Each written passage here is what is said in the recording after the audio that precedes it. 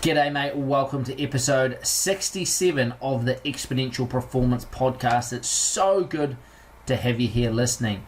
In this episode, Nick sits down with Scott Weatherall. Now, after we did the episode 61, where I sat down with Milan and we talked about mental health in endurance athletes, Scott reached out about the work that he does with Am I Hope? And him and Nick actually sat down for a little bit of a chat following that interview and talked about a few things. Nick thought it'd be a really good idea to get some of Scott's thoughts and some of the work that Scott's doing around mental health awareness and that normalization of mental health and that conversation around it. It would be really good to get Scott to sit down and have an interview for the podcast about that work that he's doing. Scott raises awareness of mental health through the endurance events that he signs up and does. I worked with Scott a few years ago now when he tackled the coast to coast for the first time, and then Scott went on to complete a half Ironman, and then Scott went on to complete a half Ironman and also an Ironman. So he's out there, he's doing it, he's got some great tips, and the work that he does with the I Am Hope Foundation is fantastic. So without further ado, here's Nick and Scott. Let's get into it. Welcome to the Exponential Performance Podcast. Join sports scientist and performance coach Maddie Graham to find out how to train smarter and maximize your performance no matter who you are. All right, folks, welcome along to the Exponential Performance Podcast this week. We are lucky enough to be joined by Scott Weatherall this week. Now, Scott was coached back in 2018 by Maddie for the Coast to Coast, and he actually reached out to us after episode 61, where Maddie talked to Milan and kind of got onto the topic of mental health and endurance athletes, and him and I had sort of sat down and had a bit of a conversation that we thought might be worthwhile for others to hear, because Scott's got some pretty cool involvements in that kind of mental health area. So I just thought I would, welcome Scott along. Thanks for coming on the podcast. Oh, thanks, Nick. No, it's awesome to catch up with you, man. And just start by diving into your background, I guess, in sport and what that entails, just so people get a picture of who you are. Yeah, for sure. Well, I'm not much of an athlete, to be honest. I wouldn't call myself an athlete, but I've been pretty fortunate to do some pretty cool stuff in the last few years, you know. But growing up, I was always involved in surf lifesaving, and with my brother, we teamed up and we did all right towards a national level. And then I got involved in shift work, really, and that kind of took me away from doing any sport or any regular exercise. And that was a bit of a bugger, actually, but I didn't kind of realise that until later on. And then I got into mountain biking and started doing a few events, and then that led to kind of challenge myself more and more, Motatapu, and then I had a crack at the Contact Epic in 2017, and that kind of led to where I'm at right now, with doing some real cool stuff. Cool. So what would you class as your biggest achievement then, sporting-wise, so far? Oh, shivers. I have to be the Coast to Coast, I think. You know, 2-day Coast to Coast in 2018. I think because I'd wanted to do it for 20 years and since I was at high school, and I never thought I could, and I never had that internal belief, but also, I didn't think I was fit enough or strong enough or had the right mindset. I guess I didn't think I was anything near Steve Gurney, so therefore never could achieve it, let alone, I was never ever going to win it, obviously, but to achieve it is something quite different, and to do that was, that was a 20-year dream really come true. It was awesome. That's quite cool. And I think, if I think back to when I used to watch, the likes of Steve Gurney, and, you'd see it on the TV news each night, and it did look like it was just a race for professionals. That's right. And it's amazing how the coast especially has sort of transformed in the last 5 to 10 years and become so much more inclusive. And I guess the influence of social media and people putting out their stories has been able to, I guess, open the door for people that had otherwise thought probably wasn't for them to be able to get through. Yeah, that's right. And I think Richard Usher really kind of opened the door and kind of permissionised people to come and give it a crack and kind of live your dream. And and you can be a Kiwi and do the Kiwi thing, which is, really kind of coast to coast, right? And that's awesome, just to kind of have that belief. And I mean, I did a coaching session with Steve Gurney when he came to town, and it was freezing cold in Dunedin. It was June, and I was one of only a couple of people that sort of took the time to bring my kayak, and it was freezing cold. But anyway, he said, get in there, and at the end of that, he said, you can achieve the coast to coast. And for me, that, gee whiz, that meant a lot, and to hear that from him, and then, it was just epic experience. Yeah, cool. And there's some nice wee, I guess, tidbits in there around sort of the goal setting and the motivation and the mindset, I guess. And in the last few episodes of the podcast, we've been delving into some of that sort of goal setting mindset work. So that's actually really cool that you had this 20-year kind of dream that you're able to bring to fruition. And actually, yeah, that's right. It was a 20-year dream, I suppose, and I think I only ever thought of it as a dream. But I guess, what's the saying? A goal that's not written down is only a dream. And I think that's what I had. And when I actually took the time to write it down and wrote down, February 2018, 2-day coast to coast, boom, I started to put some stuff in place, and I started to believe that I could achieve it. And that's when I reached out and I got some really cool support people around me, and Maddie was one of those. And just went on from there, man. Yeah. Yeah, perfect. And you've also, it was this year, wasn't it? You did the Ironman in Taupo?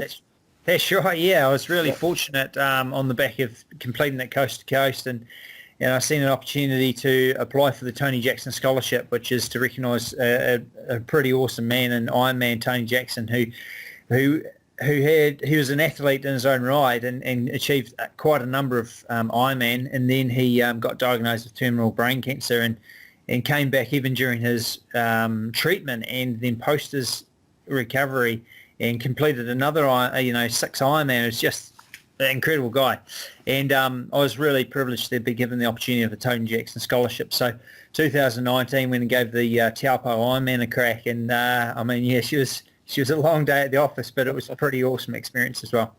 Yeah, that must be quite unique, I guess, going from 1 year coast to coast to the Ironman, and I guess I know what you're planning for the next sort of 6 to 8 months with another coast to coast. Yeah, that's right, man. Yeah, and they're quite different, but they kind of complement each other as well. And I think there's just really awesome people in both spaces as well, but they're quite different people. And in terms of your multi-sporters and then your triathletes, they're different people. But the biggest thing is that everybody's willing to help you, which is really cool. Yeah. And I'm going to put you on the spot here a little bit. What do you think is harder, coast to coast or an Ironman? Yeah, well, I only did the 2-day coast to coast, right? So I had the opportunity to have a bit of sleep and recharge. I think because I'm, like I say, genuinely, I'm not an athlete. I'm definitely not a runner. That run for the coast was really, really hard for me. And I remember saying at the end of it, look, that's it, I'm not going to do that again. I'm pretty stoked about that. But then, looking forward, I'm going to give it another crack. So it can't have been too bad. I think probably the coast physically because of the environment that you're racing in. Yeah. Yeah, I guess you're in a unique situation too, coming out of a surf background where you're pretty comfortable swimming and comfortable kayaking, which tend to be the two hardest legs for the Ironman and the coast to coast for multi-sport athletes coming in or a triathlete coming in. Yeah, that's right. And they're both really different, amazing experiences, man. Like they really are. And like I say, the people kind of make those things here. Yeah, totally. Okay, and when you're not spending all your time training and hanging out with your family, what's your sort of day-to-day work life look like? Yeah, so I work for St. John as a paramedic, and that's how I got involved in this mental health space really, because in Dunedin we would go to say 10 to 12 jobs in a day, say 12-hour shifts, and about a third of them, say 3 to 4 of each job that we go to, and it's been increasing in the sort of 17 years that I've been a paramedic, is people having a shitty time of things with their mental health, whether that's suicide, suicidal thoughts, depression or anxiety, or people turning to alcohol and or drugs as a way to cope. And that's like people like you and I, man, everyday people having a really tough time of things. And it was on the back of going to a couple of people who had taken their own life on a night shift, and I was riding the next day and I thought, man, I've got to back up the bus on this, and maybe there's an opportunity here to get involved in some space. And that's when I reached out and got involved in some preventative, proactive space around raising the awareness positively around mental health and just normalising it, really, just in everyday conversations. And hey, if I wasn't doing that, it wouldn't be yarning to you, right? Oh, exactly. And we'll flow on from that in just a minute. But do you think, I guess, in your professional area that this has increased, the cases of people struggling have increased? Yeah, absolutely. Yeah, absolutely. And it's not one specific segment of the community. It's anybody and everybody has a connection with mental health, and we all know somebody that potentially has taken their own life to suicide, and that's really tough for everybody. And you're just normalising it, taking away that stigma is kind of what my goal is. And obviously in the ambulance space, I can only do so much, and whatever's happened's already happened. I can try and support the person for that duration of the time I'm with them. But this opportunity kind of gets involved in a preventative or backing up the ambulance as such, It's a real cool space to be in. Yeah, totally. And so this is the I Am Hope Foundation that you're a part of, is that? Yep, that's correct. Yeah, that's right. So give us a wee bit of a background as to what that's all about for those that aren't familiar with it. Yeah, for sure. So I Am Hope effectively is it was Mike King's organisation, and he set that back up in about 10 years ago, and it was called the Nutters Club, and he got involved and invited into a number of schools, and then calling it the Nutters Club obviously wasn't so politically correct, so he changed the name to the Key to Life Charitable Trust, which is still the overarching trust, but our key message is I Am Hope, which is raising awareness positively of mental health, that we all have it.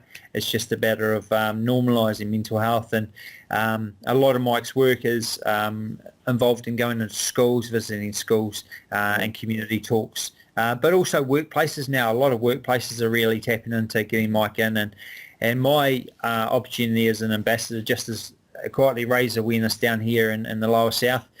Mike's coming down in September, so I'm just organising some schools to go and visit, and I'm also going and visiting some schools occasionally as well, and also community talks. Just this week, actually, we've got a community talk up in Wanaka, which is really cool, part of Open Minds, which is there's a young fella up there who I went to school with, actually, and he's bringing together all the different providers of mental health providers in Central Otago, and an opportunity for guys to talk to each other and hear what the services are available out there. And I've got the privilege to go and have a chat about what I Am Hope's all about.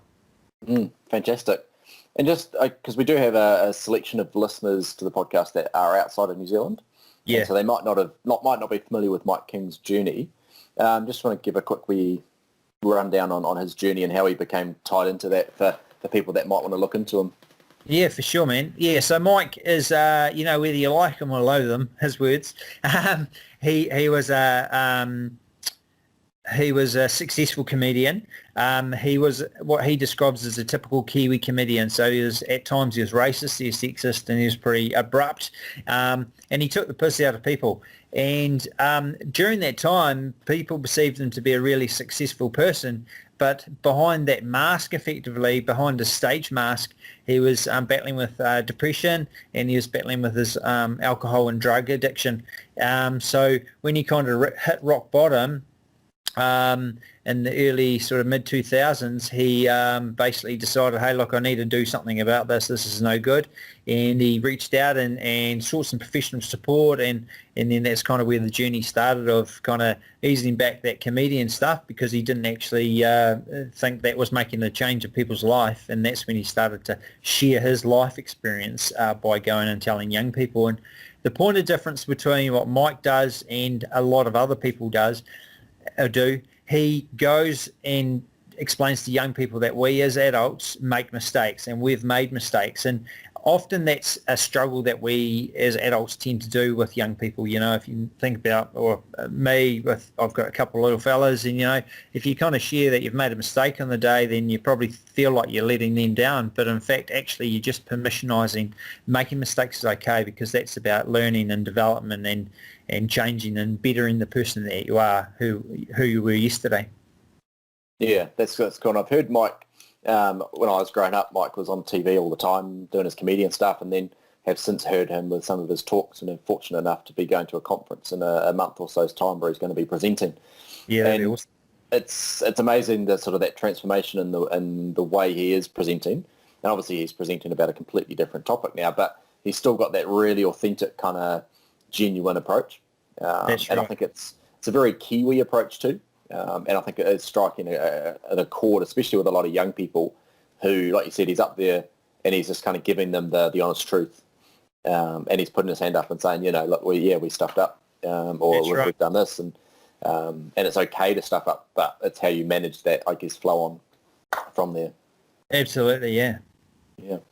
And so your role within that, being an ambassador, so you're doing some talking in schools and sort of getting some community events involved. Do you kind of link in some of the physical activity that you like to do with the I Am Hope side of things? Yeah, absolutely. And that's kind of where I got involved, was after that night of going to a couple of people took their life, and I was starting to do some bike events, just little ones down here, mountain bike events, and I'd seen these people wearing these cool lycra tops, and I was getting to that age. I thought I should get into one of these things. But I didn't want just a normal one, I wanted one that I could kind of share a positive message, and that's where it just ticked every box for me, in terms of raising awareness positively by doing positive stuff, exercise, and the benefit that riding for me at that time, mountain biking, was becoming a real cool part, or managing my own sort of work-life stress, that, just everyday stress, nothing specific, things that I was seeing here and doing at work. And then when I was riding, I was kind of processing those things, and then you're better off in your day-to-day life, family life or whatever. And that's kind of how that connected. And now, kind of, like I say, I never believed that I could possibly ever do the coast to coast, let alone a bloody Ironman, like cripes. And just sharing those through my talks, and hopefully just kind of raising awareness that, set some cool goals and just chase them, and sometimes they might be just a bit high, but if you don't work hard for them, you're never going to know whether you can achieve them or not. And it's a pretty cool place to be. Yeah, it is, and I guess it's such a interesting space. There's a lot more research and noise out there now around how physical activity is really good for our mental health, and being out there in sort of nature, so to speak.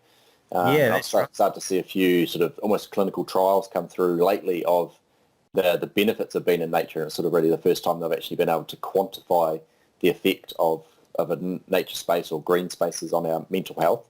Yeah. But I do also see that there's been a bit of a flip side, sort of especially in endurance sport, and Milan brought up some of that a few weeks back, where the drive to always be achieving something better and, beating this person and achieving this time, and spending hours and hours away from your friends and family because you're so driven by a goal, can actually be counterproductive for our mental health.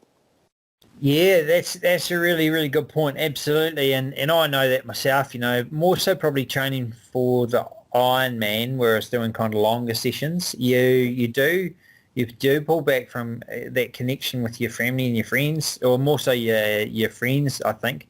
But I'm kind of fortunate working shift work. I'll kind of maximise my days off during the week when my boys are at school to get longer training sessions. That's kind of how I manage that for myself.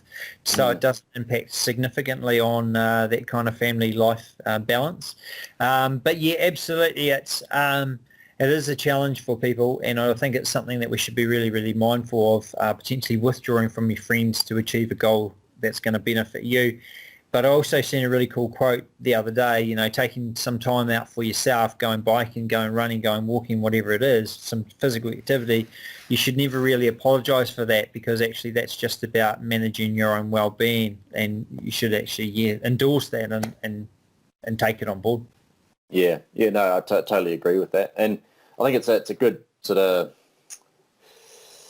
reminder for people, I guess, too, and especially males, because we're probably the worst at it in terms of surrounding ourselves with a wee bit of a support network of our friends, potentially that are doing, same sort of activities as us, but just going out for a casual bike ride, run, swim, kayak, whatever you're doing, and just talking at the same time, as opposed to it always having to be a beat each other up and, you can't relax and have a beer at the end or a bowl of chips, but just going out there and having a bit of fun. That's right. Enjoying your sports together. Yeah, that's right. And chatting that way. Yeah, that's right. And I think, when you go on to get involved in some of these activities, it's just another stage of your life. So you connect with some different people, some new people, and that's not right or wrong. It's just, we should just embrace it. And, you'll come across some mates, or you'll form some new friendships of people who are in this space that you kind of get on well with. And like you say, you should just get out and go for a ride. And I think that's where mountain biking is really cool, because you can continue to have a good workout, but you can have a socialisation, you can have a yarn to your mate, ride for a part, stop, have a pause, take in the nature, but also have a yarn to your buddy is pretty key. Yeah, totally. And I've often thought that about mountain biking, especially in the last sort of year since I've progressed quite heavily into just solely mountain biking, that when you're flying downhill through the forest or on a track, and you're so involved in not falling off or not hitting a tree that you just don't think about anything else. Yeah. It might only be a couple of minutes of a downhill run or whatever it is, but you get to the bottom, you think, man, that was just awesome. You're kind of buzzing, and you haven't really thought about anything else. You've kind of forgotten about the work from the day and whatever it might be. And it's a really different feeling than when you go out on a road bike, let's say, and you're kind of dodging cars and you have to stop at a traffic light. You're getting frustrated because someone's tooting at you. Yeah. And actually, removing yourself from those stressful sort of environments to do your training in can be really beneficial. And I think trail running ticks that box, because if you don't kind of concentrate or focus on what you're doing, then you're probably going to end up on your face. And, so that kind of keeps you tuned into the then and now. And that's why all you say utilise mindfulness as well as a cool way to kind of manage that, your life sort of challenges as well. Yeah. So that kind of leads on to something I wanted to ask you around. Obviously, your job is quite mentally demanding. And also, you're involved in a lot of conversations with people through the I Am Hope side of things that can be quite mentally challenging. Yeah. So how do you as a person then kind of, I guess, remove yourself from that and look after your own mental health so you're not bringing that home to your family? Yeah. Well, that's a good question. Through work, we have some really good support systems in place, obviously collegial support, so the people that I'm working day to day with, but also we can seek professional assistance if we require it, as in going to a counsellor or psychologist. And I mean, just enjoying the family life that I have, like I've got two amazing little kids or boys and who love mountain biking, my wife, and we just love getting out there and about, we're up in Central last weekend for school holidays and just doing cool stuff, everyday Kiwi stuff. And I think, just appreciating what I've got is pretty key. And I think that kind of just naturally absorb some of that stuff. But going out for a run or a ride is a good way to process that kind of that work stuff that I might have going on as well. Yeah, no, certainly. And I guess there's a whole bunch of apps and tools, even things like yoga and Headspace, those kind of mindfulness techniques. Are they things that you personally utilise in your sort of day-to-day life? Not so much my day-to-day life, but when I'm doing events and things, I had the opportunity or privilege to catch up with Natalie Fraser, who's a mind skills coach in Dunedin, and she talked to me about mindfulness before I did the Contact Epic, actually, because I kind of thought, what does, for me, 8 hours look like riding on your bike? I was going to get a sore butt, I knew that, but what was my headspace going to look like? What was I going to think about? And I didn't really kind of know, because when I was out on some of these training rides, I was talking to the birds or talking to the cows over the fence. Kind of, you think, are you all tacky-deboo, or not? But she talked to me about mindfulness, and that's a really cool skill that I utilise when I'm doing events now.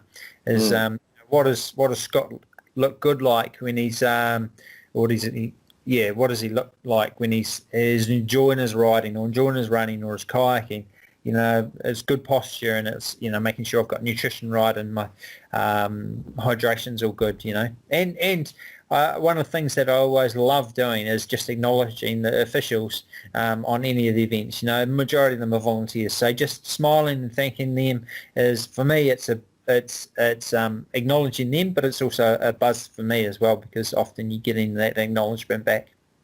Yeah, totally. And I think that last point, it's a really cool feature of events. We are lucky enough to have a whole heap of volunteers across the country and the world who give up their time to make these events possible.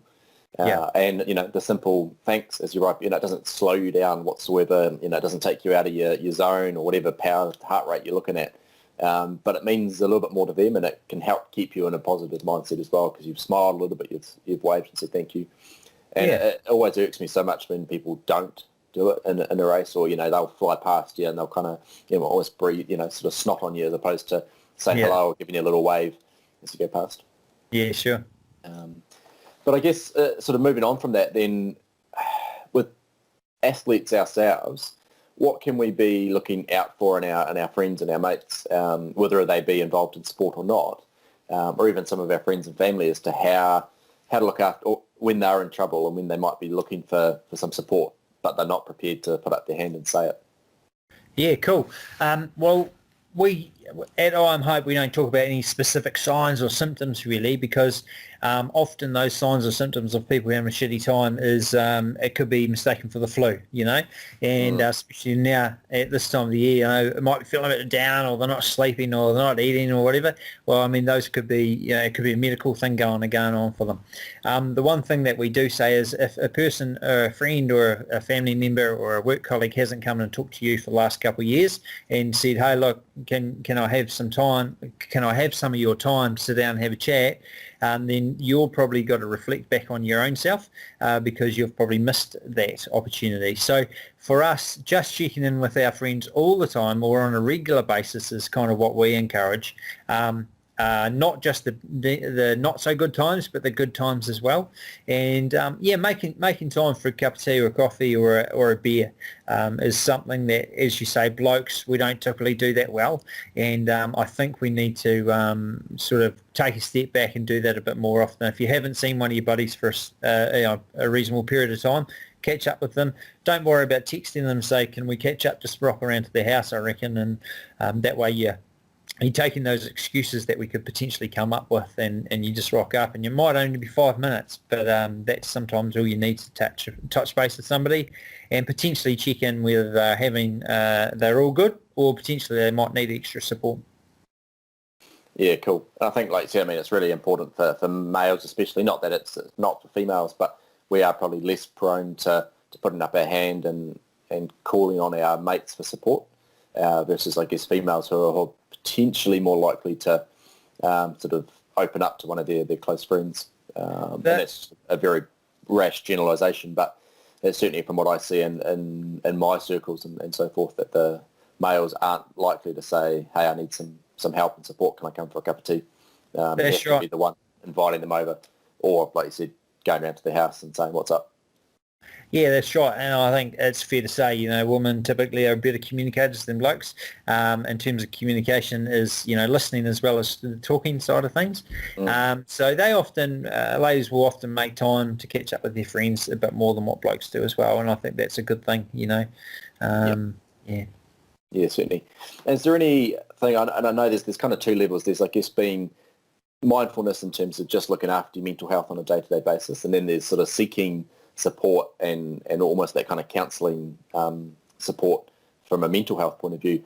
If we just go back to kind of that mindfulness level to start with, are there any sort of tips and tricks you can share with people that are just good things to be looking for or looking after on a daily basis, or doing on a daily, weekly basis, just to keep things healthy? Yeah, I think it's a work-life balance. Enjoying the positive people that you have around you. And, if you don't have positive people, then we need to start looking for those positive people to immerse ourselves with. And, I think you don't need to hang around with naysayers, or naysayers. Hang around with people that say that you can do stuff and that they want to help you succeed in achieving in life, really, whether that's a cool adventure sport goal or just your work goal or just generally in life. So immerse yourself with positive people is a key, and then having just a good healthy eating diet, and that, no specific diet other than just healthy food, and that might mean a feed of fish and chips every so often too, and trying to get a decent amount of sleep, I reckon. Those are the three keys for me, and just appreciate the people that you have around you. Yeah, that's cool. That appreciation thing's massive, isn't it? Appreciating those around you, because it can so easily become a negative group of people around you if you let it. And if you're seeking out negative people to make yourself feel okay about being down, then it's easier to find them as well. Yeah, that's right. And I like that too, in terms of finding that balance. And we often talk about on the podcast, we're pushing nutritional topics and training. You've got to stick in this zone and so forth. But just go out and have some fun. Go play a game of tennis or basketball or something if you haven't done so for a very long time. And like I said, go have some fish and chips or go to the movies and get a popcorn and ice cream and a large drink, and just relax a little bit, because you really, the only one that can take the pressure off your own throat is yourself. That's right. And it's just balance, isn't it? It's not doing all those things all the time. It's just a bit of balance, yeah. Yeah, totally. That's cool. And then I guess from the sort of that next tier down and more of the actual mental health where the red flags are coming up, what are some sort of, I guess, tips and tricks or support services that people can reach out for in that respect? Well, I think people, we're talking about mental health a whole lot more, which is really cool. So we're a lot more aware of it.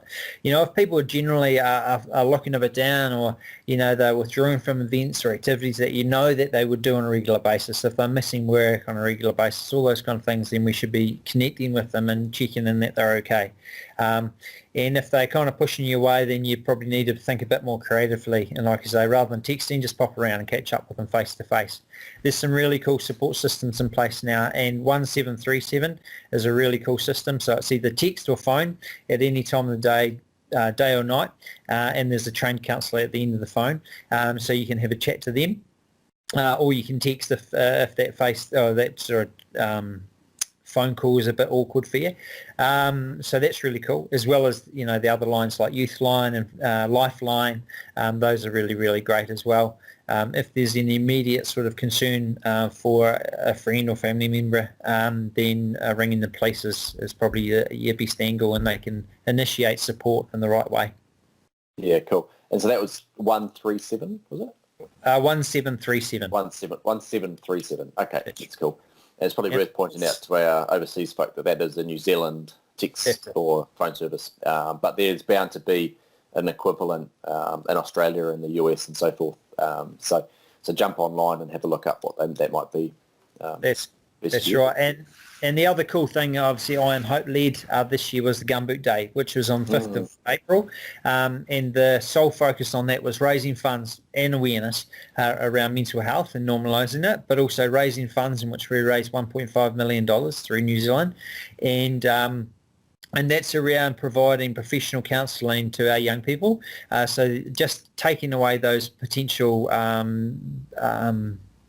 things that are going to get in the way, And so if any young person's having a struggle getting counselling, going along and organising through the Gumboot Day, all you basically do is catch up with the counsellor, and then they'll then invoice the fund directly, and free counselling's got to be a good thing. Oh, totally. And, we provide free medical care and free dental for the younger people in New Zealand. So it's just, it's fair, and it's the right thing to be offering as a free mental health service as well. Absolutely. Yeah, that's cool. So what's next on the calendar for you? Obviously, we've talked about a little bit about the coast, but that's coming up in February.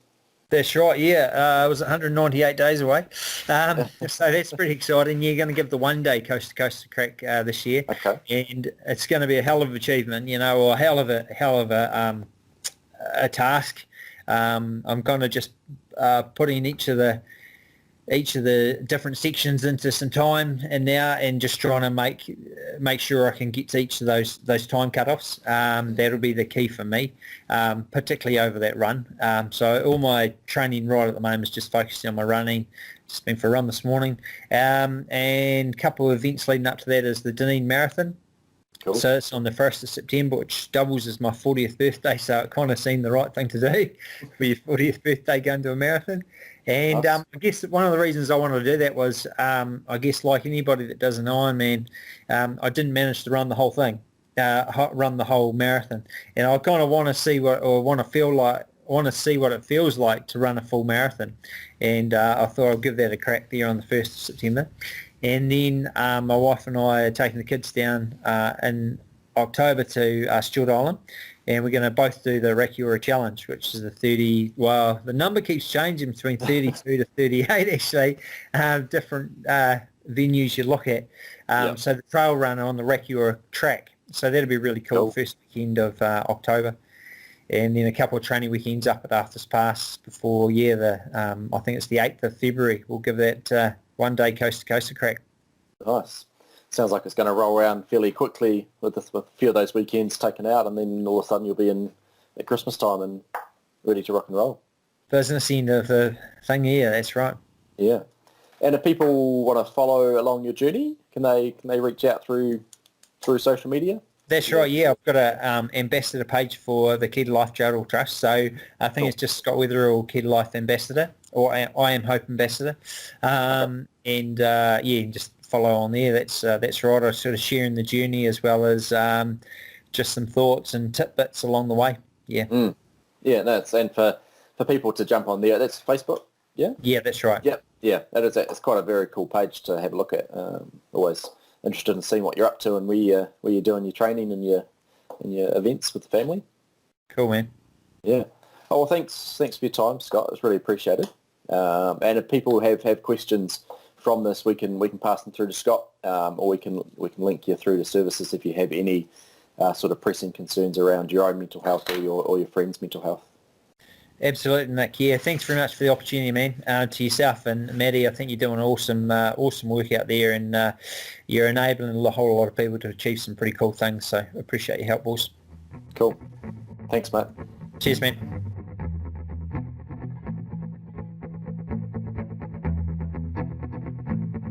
Mate, thanks for listening.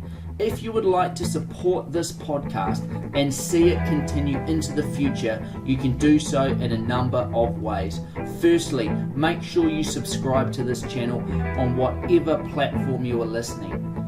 Like and share the podcast on social media to help spread the word.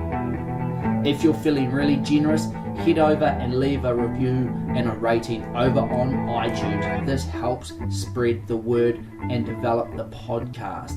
All of this will help the podcast continue long into the future, so we can keep bringing you the information you need to train hard, but most importantly, train smart. We'll talk to you next week.